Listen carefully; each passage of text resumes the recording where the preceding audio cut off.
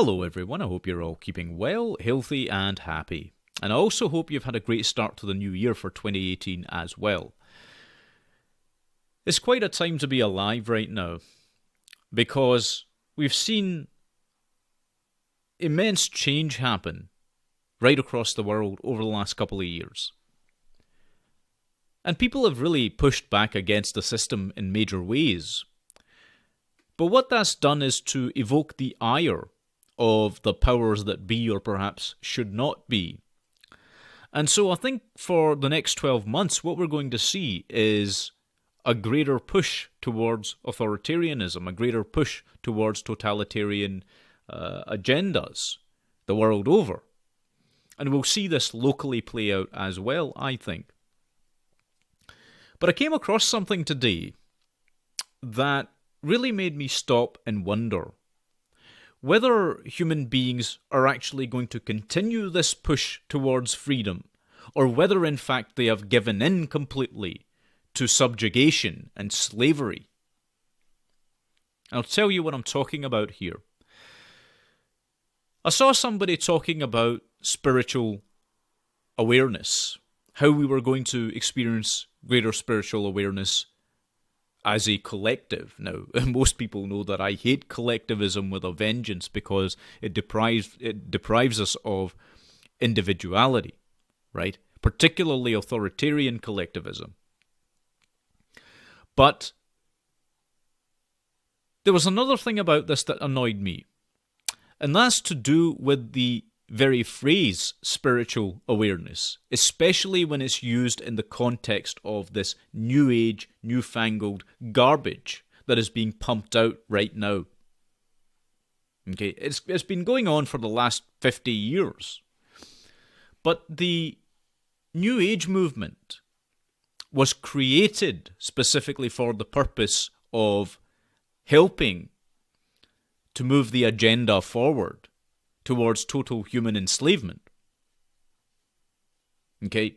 And you can take a look at the... and I talked about this a little bit in the very first presentation I did on this channel. You can take a look at the links between Barbara Marx Hubbard, who was predominantly a very core figure, essentially, in the New Age movement, right? And her links to communism and to the KGB, right? How she was funded by Moscow way back in the day to propagate these ideas.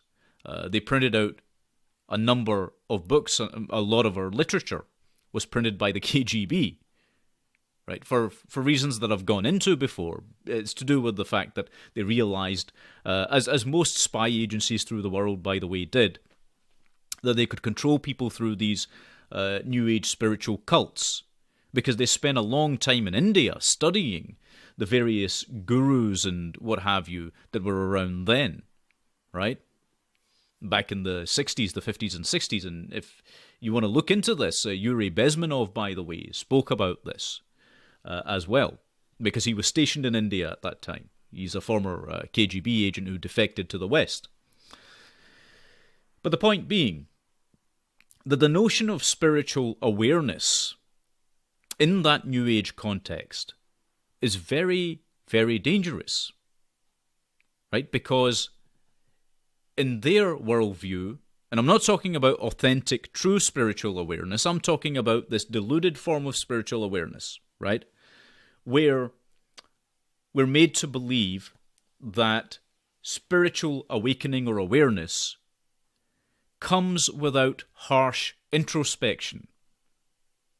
Okay, that it comes without pain. Right? That's what they're pushing. That it's all about meditating in the lotus position around daffodils and living on nothing but air. Right? These kind of lunatic ideas that are out there in various forms. The breatharian movement, for example, is just one of these examples.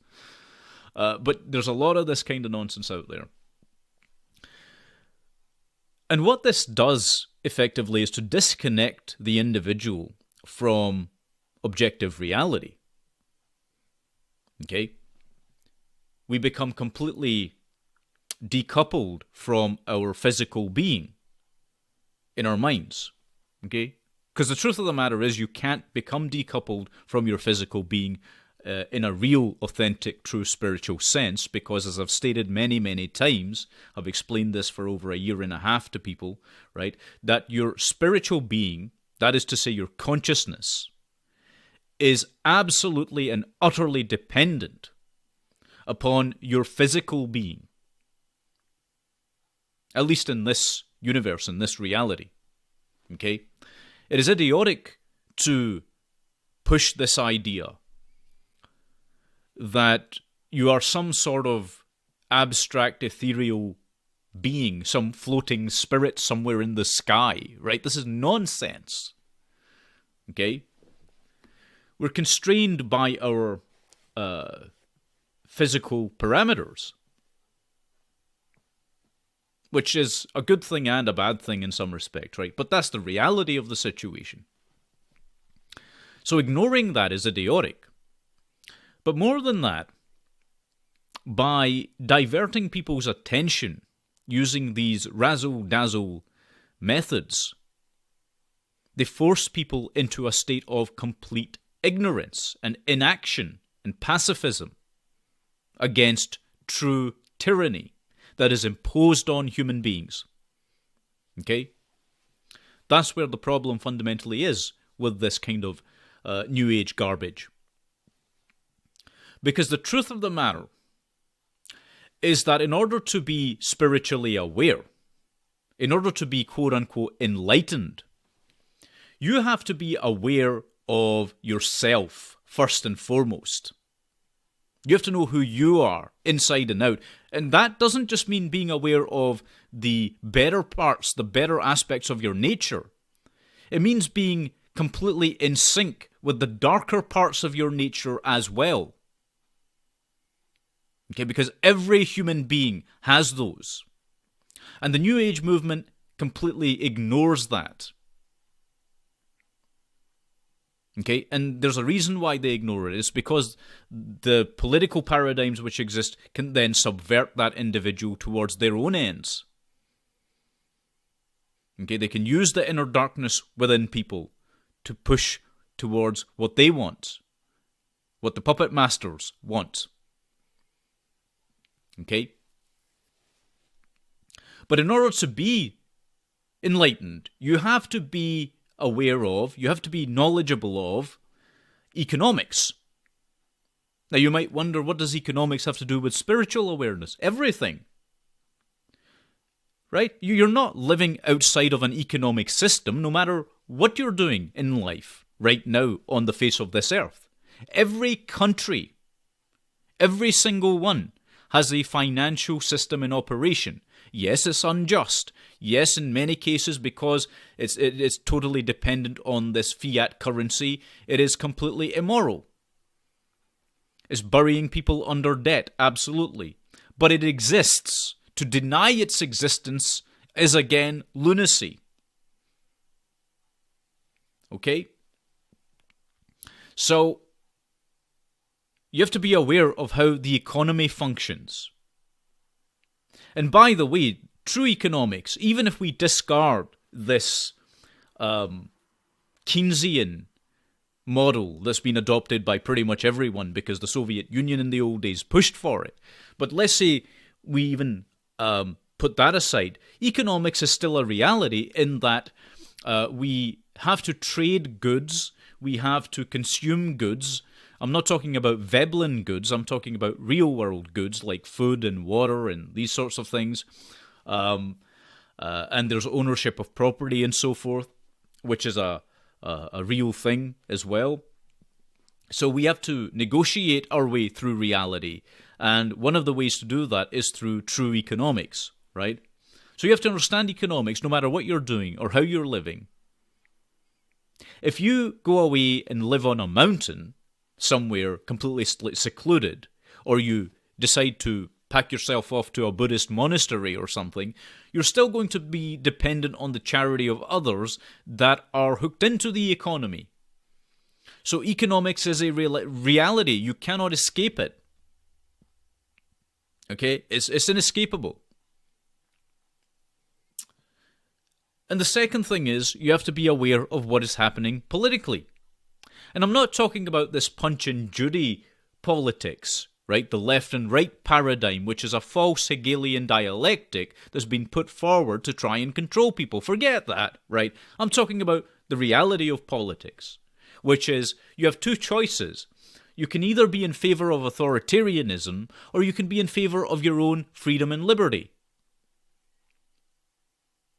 And those really, at least to me, seem to be the only two choices there are in any real political system. And you also have to be aware of the left-right paradigm as well. Okay? Because, again, this is a reality in the current time that we have to deal with.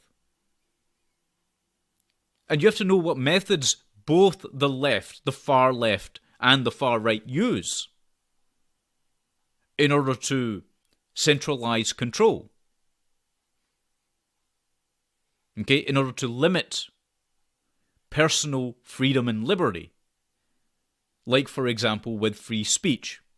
Now, right now, in the current era that we're in, it's the far left that are authoritarian, that are trying to prevent free speech to further their own authoritarian, totalitarian agenda. Okay? And you have to be aware of, getting back to the concept of spiritual awareness, the spiritually aware person has to be aware of philosophy. Various brands of philosophy, various philosophers in the Western traditions, the Eastern traditions, whichever you find most useful for inquiring about the nature of reality, the nature of the world, and where you fit into it. So, in a nutshell, you need knowledge to be spiritually aware. True knowledge, objective, real knowledge. Okay? You have to understand the truth. The scientific truth, the philosophical truths. And by the way, truth isn't just limited to the material. You can have metaphysical truths as well. Like I said, that doesn't negate the material, because any metaphysical truth is dependent on what is physically there. Okay, as Sherlock Holmes once said, data, data, data. I cannot build bricks without clay. Right? So, people who run around thinking that they are somehow magically special because they have become spiritually aware due to meditating amongst sunflowers in the lotus position are deluded. Okay? That's not to say meditation doesn't have a place in centering you so that you can better deal with the world. Of course it does. But at the same time, just because you do that doesn't make you any more enlightened or better than anyone else. Okay? The truly enlightened, aware individual is a seeker of knowledge. Real, truthful knowledge, not the nonsense that's peddled out there so often. Okay? And they're capable of rationally and logically sifting through it all to find the nuggets of truth that exist in there, if there are any to be found in whatever is presented to oneself. Okay? But there's another part to all of this as well, which is that this New Age movement, let's call it, this New Age community of sorts that came about because, again, it was funded by nefarious forces, but those folks are completely disconnected from reality. Yet they feel themselves to be superior to everyone else. They feel they are the ultimate in some respects, right? They feel elitist. And this leads to something else that's quite fascinating. Because you'll often find in these types of people, and I'm speaking anecdotally here, but I think you'll find that this is generally the case, and I'm not speaking about everyone, although I'm generalizing here for the sake of brevity, but you'll often find that these folks are incapable of actual empathy, of actual true care. Right? What do I mean by that? Well, if you take a look at the way that they behave oftentimes when it comes to humanity at large, they tend to dehumanize people. Okay, they often desexualize them. They often decouple them from their material self, the physical self. They often are completely, these people should literally be in an institution in many cases. Right? It's all about giving up everything that you have and, all this kind of stuff, living an ascetic life. That doesn't bring you any closer to the truth. You see, the truth of the matter is, in terms of what your life is, it's impermanent. That much is the case, right? And so you want to try and have the best quality of life possible. You want to make sure that you are taking care of yourself, you're taking care of your family, you're taking care of your friends, you're taking care of others who matter to you in your community and then in your society and perhaps your nation and so on and so forth. But there's only so far that you can extend that. Okay, there's only so far you can extend that. The New Agers discard all of that. They discard all of that and concentrate on sympathizing with an abstract. Okay, they sympathize with the abstract. That is to say for example, with this migrant crisis, okay, these people that came in mass numbers, they have this abstract notion, because most of the New Agers, by the way, are, and nobody really knows why this is, but they tend to be far leftists. Perhaps it's because the far left are already primed, or perhaps it's because the New Age movement is already primed to believe in far leftist concepts like communism, socialism, Marxism. It's part of the same thing because, again, Barbara Marx Hubbard, right, who was funded by the KGB. So perhaps that's the reason. But regardless of what it is, you'll find that they sympathize with the abstract notion of the immigrant. They are incapable of dealing with the reality, okay, which presents itself. And you'll say to me that how can this be, because they're all about the rights of immigrants and what have you. Actually, no. In most cases, in a real sense, in a truthful sense, they don't give a damn about what is truly in the best interests of the immigrant, because if they did, they would go up to these people and explain to them the virtues of freedom, of liberty, of Western Enlightenment ideals. Okay? Or Confucianism, or any philosophy that's furthered the mind. It doesn't have to just be the Western philosophies, it can be the Eastern ones too. If there's benefit in that, they would be out there helping people to free themselves from the real shackles of slavery, from the real tyrannical controls that are put on them by governments and so forth, by religions. And I'll get to that in a second as well. But they don't do that, right? You see, they don't really care about these people. They don't do that. What do? They're all about feigning sympathy. In fact, in many cases, it isn't feigning sympathy, it's true sympathy. And I'm going to explain to you the difference between sympathy and empathy, if you're not already familiar with it. I'm sure most of you are. But when you're empathizing with someone, okay, when you're demonstrating empathy, you're putting yourself in their shoes. You're able to see things from their perspective, so you can understand them. You can understand their motivations. Are they good people? Are they bad people? Are they moral? Are they immoral? You can understand all of that.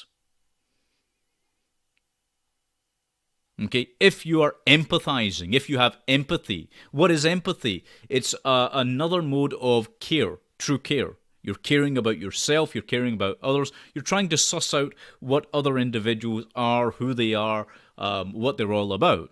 Right? That's empathy. If you have the gift for empathy, you'll be very good at that in social situations. You won't find yourself anxious about this stuff.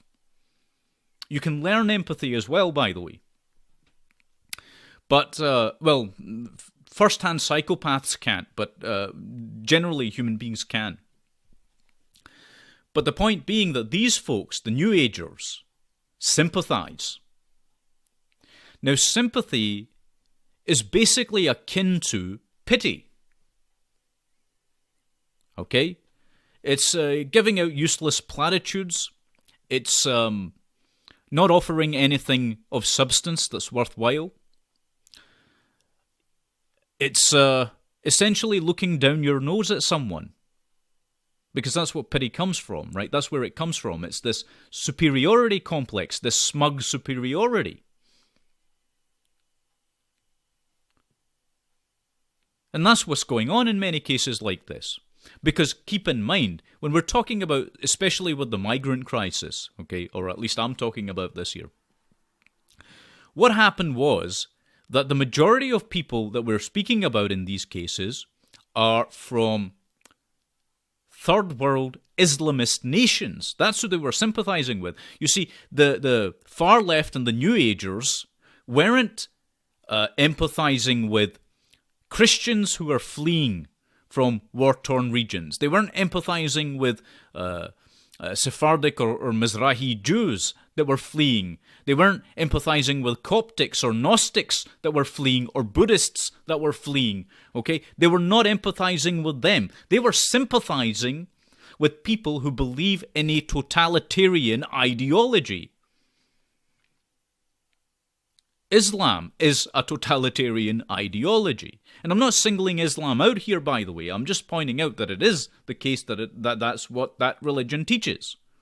Centralized authoritarian control over the masses at the point of a sword, or a gun, or a bomb. And it advocates raping people.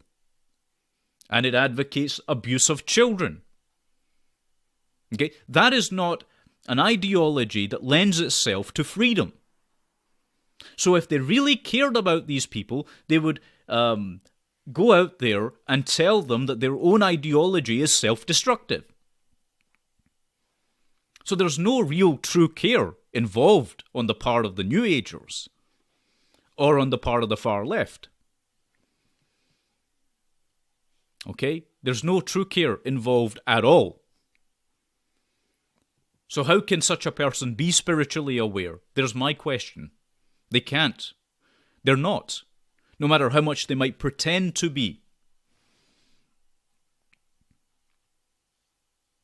This is what I'm talking about when I talk about the fact that the New Agers don't want to do any of the real shadow work that's involved in true enlightenment, that's involved in true spiritual awareness. You have to be willing to look in the mirror and look at all the things about yourself, the darker aspects of you, which exist within you, because every human being is capable of great evil. But they don't do that. See, that's where the pain comes from that I was talking about. When you go through this process of spiritual awakening, the pain comes from the fact that you begin to recognize the things that you have done that are either self-destructive or destructive to others. You recognize the malevolence within you. And by recognizing it, you're able to put it in check, hopefully. Okay? So, the long and short of it is that using these deluded forms of belief in the New Age concepts just damages people. They're unable to really care in a true sense. What is true care? Where does it come from? Where does heart-centered living truly come from? There's a question for you. Well, it begins when you're an infant. when you're a child. Okay? Your parents demonstrate it. Unfortunately, in the world that we live in today, many parents do not. Okay? But if and when they do, then you develop the capacity in turn to care. And who do you care about? Do you care about strangers that you don't know, some hypothetical individual, some abstract individual? No. You care about the people that you know directly. Okay? It starts with yourself. You have to care about yourself first and foremost, enough to free yourself from the shackles of tyranny. Sometimes you might actually even be tyrannical towards yourself before you become aware. Okay? Then you extend that to your family. And then to your friends.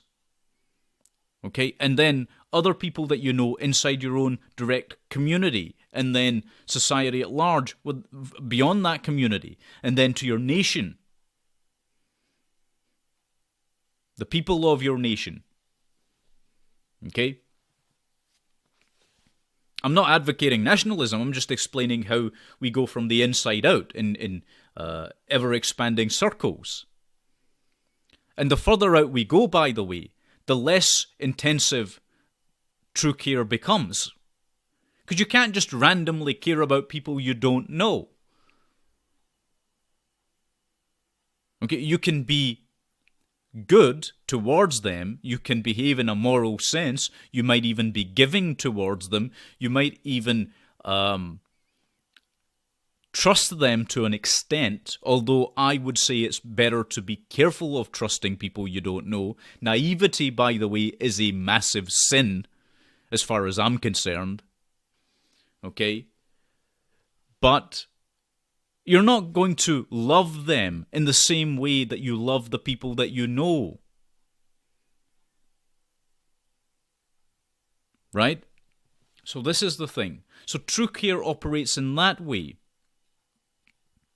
And then there's that higher level of consciousness where you can begin to embody greater and greater levels of care towards your fellow human beings. But you have to start at the very beginnings. These people want to go from zero straight to, oh, let's care about all of humanity, or pretend to at least, right? And it doesn't work like that. All they end up doing is sympathizing and virtue signaling, which is what's going on in the majority of these cases with New Agers, with the far left. That's what's happening. You know? And they just don't get it. They truly do not understand that there is a dehumanization of the human being in that respect. When you're doing that, when you view somebody else as merely an abstract anyway, right? It's actually, here's a funny thing about that, on the subject of dehumanization very quickly. The dehumanization of a human being is an act of violence against that human being. Governments do it. Ideologies do it. Corporations do it. Religions do it. And what's happened is that because of all these things, we've been turned into humans just doing things. Automatons. Robotic non-beings. Take a look around you. How many people are actually truly, really living? And how many have become willing slaves? It's an important question.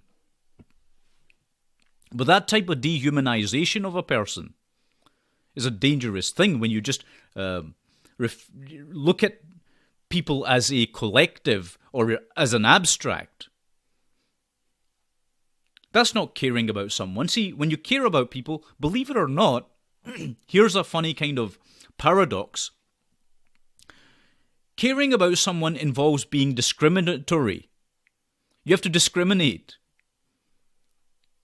Okay, this is the funny thing about that. And this is why in Aldous Huxley's Brave New World, loving people, caring about them, was outlawed. Every person belonged to the community. Right? Sexually and physically and emotionally and you name it, right? This is what the far left, by the way, keeps pushing towards. Aldous Huxley knew where things were going. That's why we're here today in this respect, right? The notion of just being non-discriminating in who you extend your love to. And I'm not just talking about romantic love, I'm talking about any kind of love that a person has within them. Like, say, for example, you have a best friend. Not everyone's your best friend, are they? You have to discriminate, right? And you're discriminating based on whatever likes and preferences you have and they have and, whatever else. And so there is this level of preferential treatment that you have to give to someone if you truly care about them. See, that's what they won't tell you, right? You cannot care about people in the same ways. All people in the same ways, I should say. It doesn't happen. That's not being spiritually aware. That's just being a lunatic. If you do have that kind of perspective, you're a lunatic. You should be locked up in an institution. Right? Because that is not care.